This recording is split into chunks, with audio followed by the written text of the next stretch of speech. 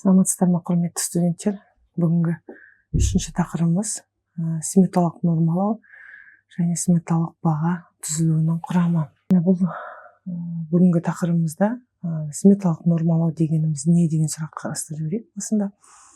Яғни негізгі анықтамасы оның сметалық нормалау құрылыс және басқа да жобалар үшін есептеу мақсатында олардың қолданатын нормативтік әдістерінің жиынтығы, ол жұмыстар көлемін, қолданылатын материалдары мен еңбек шығындарының жүйелі түрде сипаттайтын стандарттар мен нормаларды қамтитын жұмысты айтамыз, негізгі анықтамасын.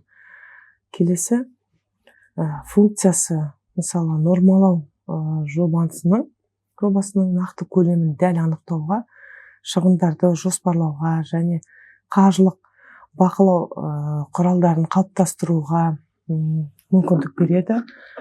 Бұл жобаның қауіпсіздігі мен сапасын қамтамасыз етуде маңызды рөл атқарады.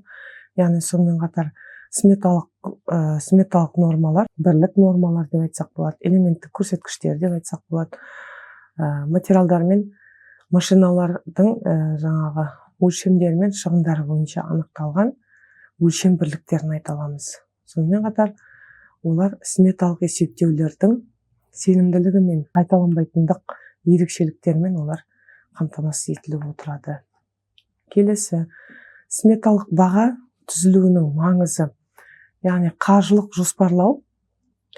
Бірінші, сметалық баға жобасының бюджеті мен қаржылық ресурстарының нақты есептеуге көмектесіп отырады және инвесторлар мен тапсырыс берушілер үшін қамтамасыз етіп отыратын жұмыстар жасалады.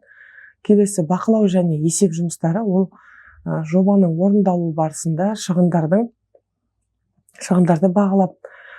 бақылап және әртүрлі кезеңдер бойынша орындаушылықты бағалауға мүмкіндік беріп отырады. Орындалмаған немесе артығымен жұмсалған шығындарды анықтауға арналған негізгі құрал. Келесі, ресурстарды тиімді пайдалануды айтсақ болады. Еңбек және техникалық ресурстарды оңтайландыру арқылы құны төмендету және мерзімге сай оларды орындауын қамтамасыз ететін жұмыстарды айтады. Баға дегеніміз жобаның экономикалық негіздемесінің тірегі, яғни сонымен қатар ол келісім шарттарды жасау, кепілдік мөлшерлеу және салықтық есепке алу үшін қолданылады. Мысалға, дұрыс жасалған сметалық жобаның тәуекелдерін азайтады және шешім қабылдауды жеңілдетеді. Келесі слайдымызда мысалы сметалық құжаттаманың негізгі құрамдас бөліктерін атаймыз. Яғни олар жұмыстардың көлемі мен түрлері, материалдар және ресурстар нормалары, еңбекақы және қосымша төлемдері, машиналар мен механизмдер.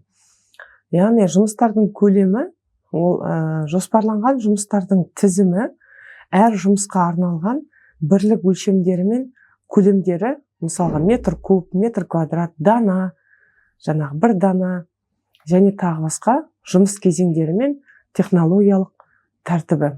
Келесі, материалдар және ресурстар нормалары, олар құрылыс материалдары, мысалға саны, түрі, олардың стандарттары, шығын нормалары және жеткізу шарттары, қосалқы материалдары мен шығындарын қоса есептеу жұмыстары жүргізіледі. Келесі, еңбекақы және төлем, қосымша төлемдер, еңбек нормалары мен тарифтер, әлеуметтік төлемдер, үстемелер мен бонустар, еңбек өнімділігін ескерту негіздері жасалады. Келесі жұмыста машиналар мен механизмдер қолданылатын бөлімінде, мысалға техниканың пайдалану уақыты, сағатына есептелген шығындары, отын, техникалық қызмет көрсету және оператордың еңбек ақысы есептеледі. Әр бөлімнің, атап өткен 4 бөлімнің, әр бөлімнің дұрыс құрылымының сметаның нақтылығын арттырады. Сонымен қатар резервтер күтпеген шығындар мен жалпы құрылыс шығындарды, мысалы құпия шығындар емес, ашық шығындарды бөліп көрсетілуі тиіс деп айтылады. келесі слайдымызда Қазақстандағы нормативтік құқықтық база, сметалық нормалау мен баға қалыптастыру Қазақстан Республикасының нормативтік актілері мен ведомстволық олардың бұйрықтарына сүйеніп отыра жұмыс жасалады.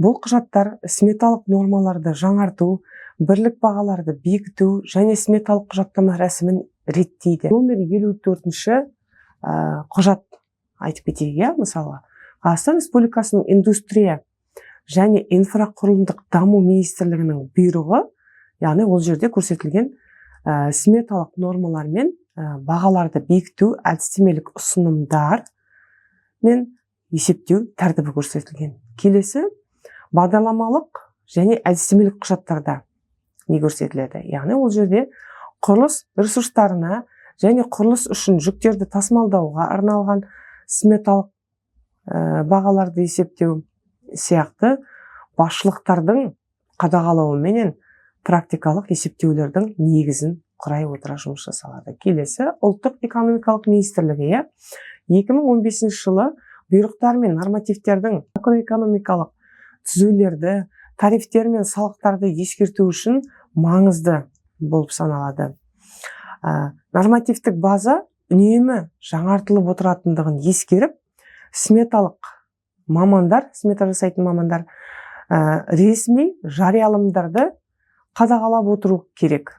Бұл дұрыс баға қалыптастыру мен заң талаптарына сәйкестігі қамтамасыз етеді. Сонымен қатар сметалық баға есептеу әдістері, оларда мысалы ресурстық әдіс, элементтік әдіс, баға мониторингі жұмыс жасайды. Бұл жерде әдістерді таңдау жобаның сипатына, қолжетімді деректерге және тапсырыс беруінің талаптарына байланысты. Сонымен қатар көп жағдайда комбинациялық тәсілдер, яғни ол ресурстық, элементтік, нарықтық, осы үш атауды біріктіргендегі түзетулері қолданылады екен. Назар қойып тыңдағандарыңызға рахмет.